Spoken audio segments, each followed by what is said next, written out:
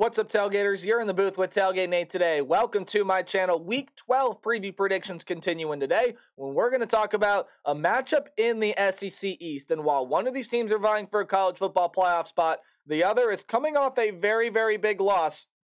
A, are looking to bounce back, and B, are looking to make some chaos in the college football playoff race. This one set to take place in Neyland Stadium in Knoxville, Tennessee, when the Georgia Bulldogs, currently, as it stands, the number 2 team in the country, however, could be number 1 by the time the playoff rankings come out tonight, against what, again, currently stands at the top 15 side, likely will be a top 20, at least top 25 side in the Tennessee Volunteers. We're going to talk about all things Bulldogs and Volunteers here in a little bit, but before we do that, really quickly, I got to say thank you for the support on the channel. If you don't know how you can support the channel, big way to do that, hit the subscribe button, ring the bell so you know when videos get uploaded. Watching my videos is another huge way to help support the channel, and any other way you can do, any other thing you can do to interact with the channel, my apologies, helps to support it. Liking, commenting, sharing, anything else you guys may be willing and or able to do to help me support the channel means a lot to me. But with all of that out of the way, let's now dive on in to the Georgia Bulldogs and the Tennessee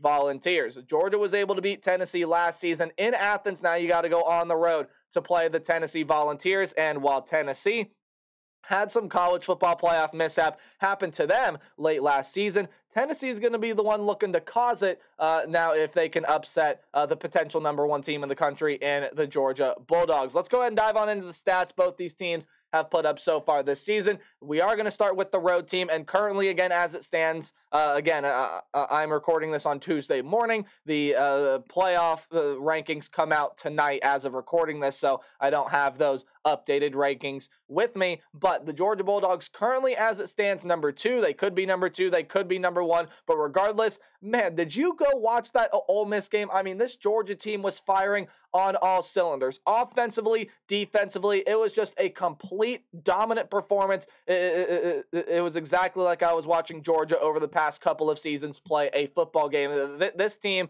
was absolutely dominant against a top 10 side, and let's go ahead and begin with this offense. Carson Beck has really rounded into a phenomenal option at quarterback. 3,022 yards, 18 touchdowns, and 5 picks for Carson Beck this season. So yeah, the touchdown interception numbers aren't fantastic, but 3,000 yards, that is a very, very, very big number. He's got a lot of weapons. Finally was able to get Brock Bowers back last week. You would think that his production, especially in this game against Tennessee, is going to ramp up, but the explosion of the wide receiver room has really, really helped this offense. Dominic Lovett, Ladd McConkey, Marcus Rosemy, Jack Saint, Ra Thomas, and then the running backs are starting to run a whole lot better as well. Dejan Edwards, Kendall Milton are the lead 2 guys there in that backfield. 17 total touchdowns combined between the 2 of those guys. This is one of the best third down offenses in the country. They don't turn the football over a whole lot.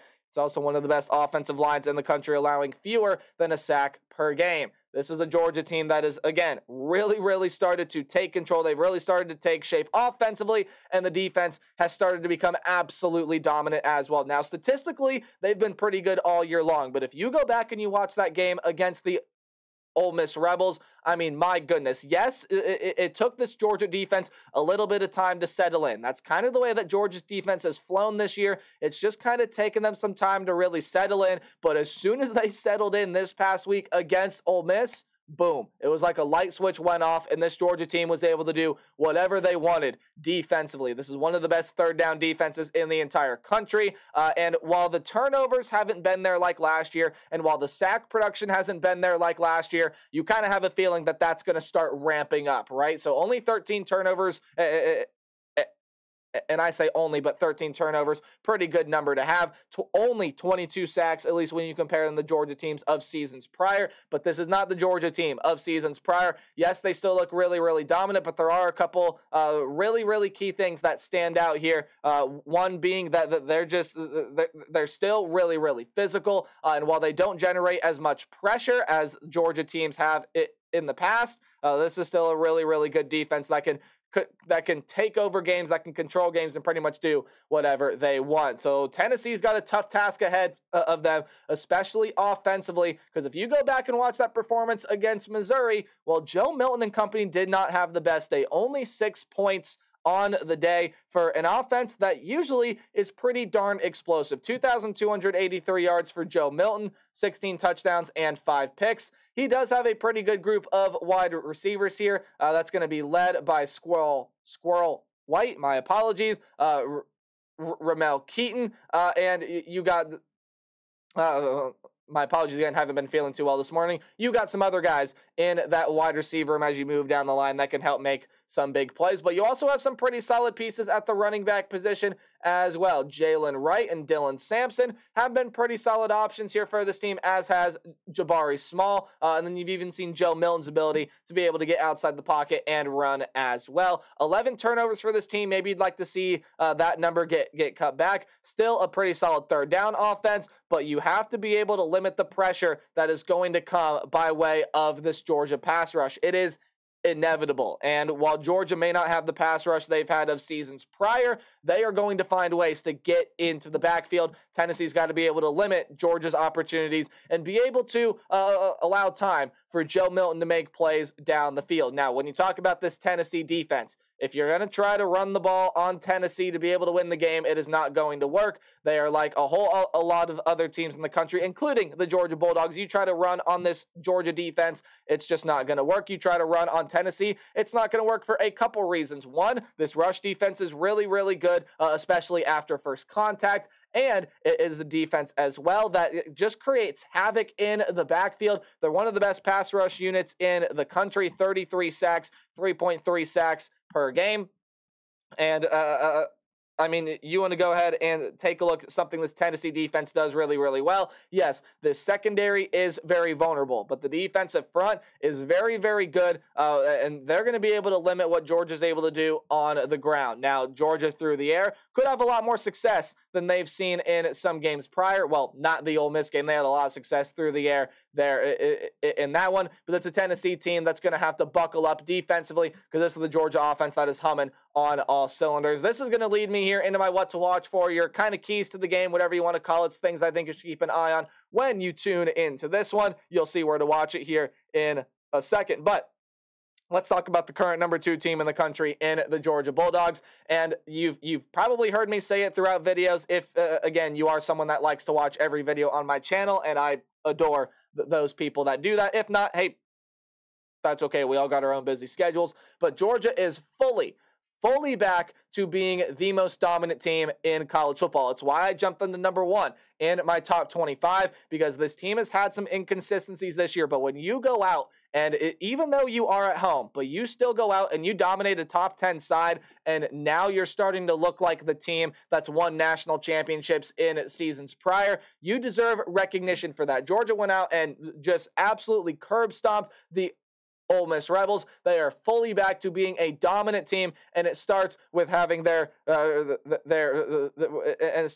best tight end in the country, and Brock Bowers coming back. Now, Bowers and company, and that includes the wide receiver room, that includes the skill position room, even Carson Beck at quarterback, I think are going to feast in this game, especially through the air. Now, the running game is going to have its struggles. I do believe it's going to have its moments, but it's going to struggle because this Tennessee rush defense is that good. This Tennessee defensive front is that good. But where Tennessee is vulnerable is their secondary. It's been the weak point of this defense over the past couple of seasons, and I think the wide receiver group, I think Carson Beck, are going to be able to hit a lot of deep shots down the field, and that's why I said Bowers and company, more so referencing the wide receiver room, the pass catching room, and Carson Beck than anything else. I think they'll have a pretty big game here in this one. And again, you heard me talk about it when we talked about stats. The defense may take its time to settle in. It took time to settle into the game against Missouri. It took time to settle into the game against Ole Miss. But once it gets on and once that switch gets flipped,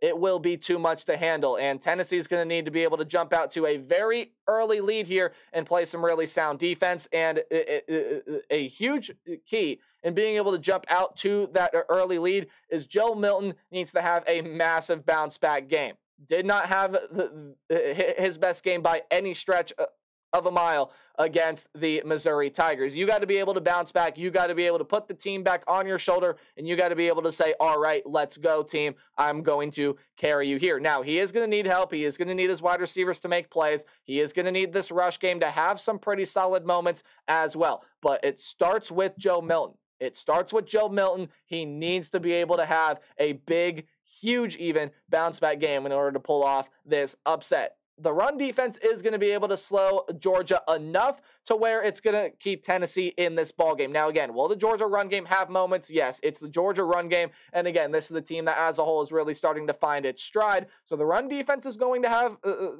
some good moments. It's going to have some bad moments. But overall, I do think it's going to be able to keep Tennessee in this game. But the secondary statistically will not. Now, it's going to need to be in this game. The secondary is going to need to play really, really well. Carson Beck, now with Brock Bowers back, has really started to form chemistry with some of the other wide receivers. And now that he gets his favorite target back in Brock Bowers, he has formed chemistry with some of the other wide receivers in this room.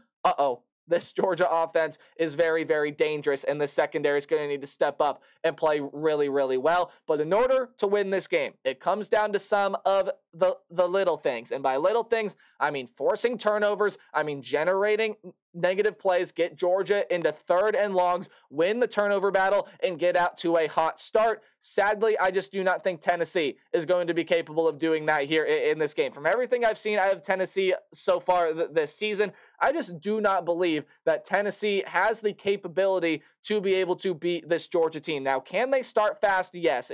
Can this defense have some good moments early? Yes. But I don't think that's going to last over a full 60 minutes. I think Georgia will take over. Georgia will be too dominant. Maybe Tennessee jumps out to an early, maybe 13-0 lead, something like that. The Neyland Stadium crowd will get rocking. Georgia will create some big plays. Georgia will create some moments to silence that crowd, and then the physicality will take over. Georgia will start generating pressure. They'll be able to force the turnover, and the Bulldogs will dominate, not as much as some people think, but they will look dominant in a game on the road to Neyland Stadium against the Tennessee Volunteers. That's all I got for this one. Let me know your thoughts in the comment section below, and as always, remember to play hard but tailgate harder. I'll see all you guys in the next video.